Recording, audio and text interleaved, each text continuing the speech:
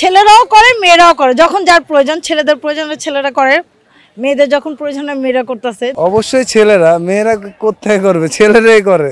আর সবসময় আমাদের পকেটের টাকা যায়, মেয়েদের পকেটের টাকা যায়, কিন্তু খরচের দিকটা ছেলেরাই আগে থাকে। ছেলেরা হচ্ছে প্রয়োজনীয় টাকা খরচ করে, আর মেয়েরা হচ্ছে আমার কাছে মনে হয় অপ্রয়োজনীয় বিভিন্ন জায়গায় টাকা খরচ করে। এখন তো আমার ওয়াইফ সামনে বললে প্রবলেম।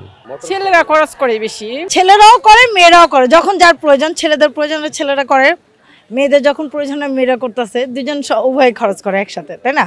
মেয়েরাও বেশি করে, ছেলেরাও করে, কিছু থাকে ছেলেরা বেশি করে, কিছু থাকে মেয়েরা বেশি করে। হাজব্যান্ড ওয়াইফের ক্ষেত্রে তো হাজব্যান্ডই বেশি করে, বাইরে নিয়ে যায়, ঘুরেতে নিয়ে যায়, সব হাজব্যান্ডই তো করে না কেন? কিছু মেয়েরা আছে অপ্রয়োজন, আর কিছু মেয়েরা আছে প্রয়োজনে করতেছে না, যেমন আমার এই জিনিসটা দরকার, আমি এটা নিতেছি, বা এছাড়া কিছু দরকার না, বাজে, অনেক মেয়েরা থাকে বাজে খরচ করে, আর কিছু মেয়েরা থাকে না দায়িত্বশীল, যেমন নিজ দায়িত্বেই খরচ করে। সব মেয়েরা তো এক না, বাজে খরচ করি না, আমার প্রয়োজন যতটুকু ততটুকু আমি খরচ করি, বাজে খরচ করি না। অবশ্যই ছেলেরা, মেয়েরা কোথায় করবে, ছেলেরাই করে।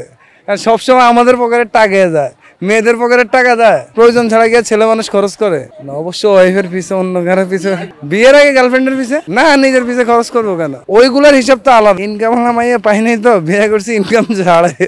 অবশ্যই ছেলেরা, কারণ ইনকামের পথ তো ছেলেরাই, তাই না? যেহেতু অনেক ক্ষেত্রে আমার ফ্যামিলিতে তো আরেকজনই, আমার ওয়াইফ তো আর ইনকাম করে না, আমিই করি, তাই না?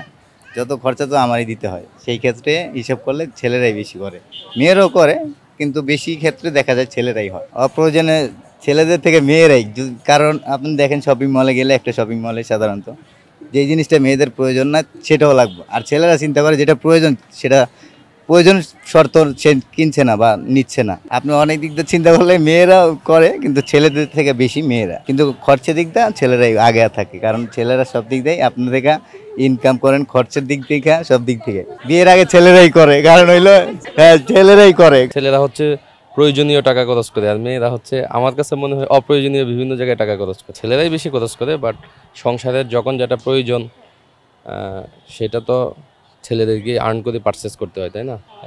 এখন তো আমার ওয়াইফ সামনে বললে প্রবলেম।